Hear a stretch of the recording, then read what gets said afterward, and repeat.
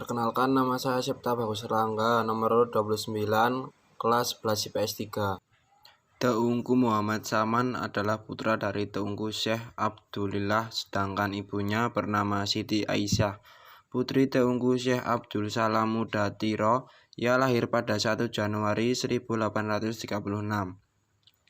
Bertepatan dengan 1251 Hijriah di Dayah Jruweng, Kenegrian Cumbok Lam Lotiro, daerah Pidi, Aceh.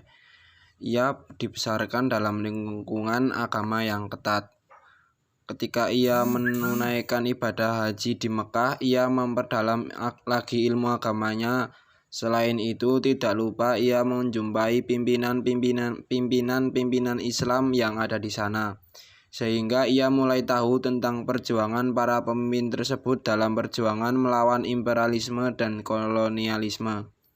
Sesuai dengan ajaran agama yang diyakininya, Muhammad Saman sanggup berkorban apa saja, baik harta, benda, kedudukan, maupun nyawanya demi tegaknya agama dan bangsa.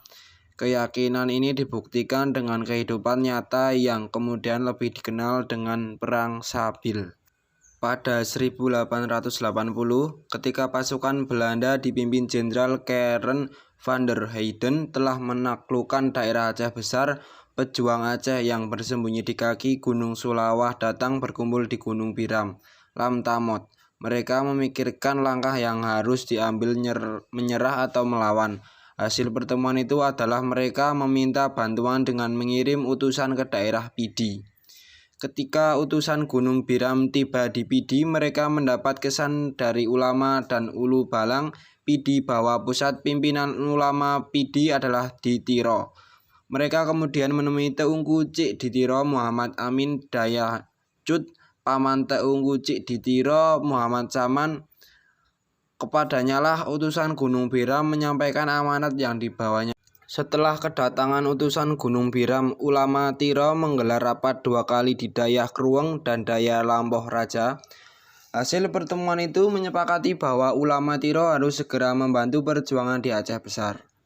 Namun, utusan Gunung Biram meminta seseorang pemimpin dari Tiro karena semangat perlawanan di sana sudah luntur, sehingga membutuhkan pimpinan yang dapat membangkit kembali semangat mengusir Belanda. Pimpinan itu juga harus ikut ke medan perang.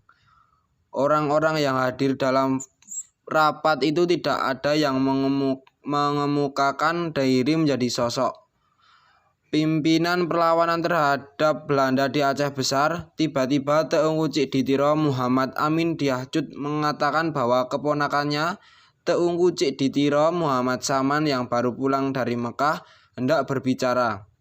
Dia mengatakan bersedia memimpin perang di Aceh Besar. Di bawah pimpinan Teungku Cik di Tiro, Muhammad Saman, dalam Perang Sabil, satu persatu benteng Belanda dapat direbut. Begitu pula wilayah-wilayah yang selama ini diduduki Belanda jatuh ke tangan pasukannya. Pada bulan Mei tahun 1881, pasukan Muhammad Saman dapat merebut benteng Belanda Lambaro, Aneuk Galong, dan lain-lain.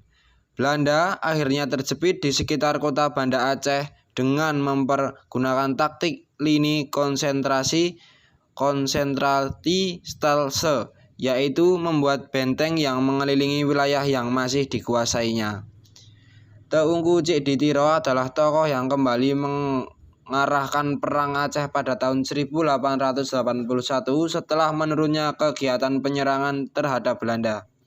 Selama ia memimpin peperangan, terjadi 4 kali pergantian gubernur Belanda, yaitu Abraham Pruijs van der Hoeven 1801 sampai 1883, Philip Frans Laging Tobias 1883 sampai 1884, Henry Dlamini 1884 sampai 1886, dan Henry Karel Frederik van Teygen 1886 sampai 1891. Belanda akhirnya memakai siasat lain dengan cara meracunnya. Muhammad Saman akhirnya meninggal pada bulan Januari 1891 di Benteng Aneuk Galong.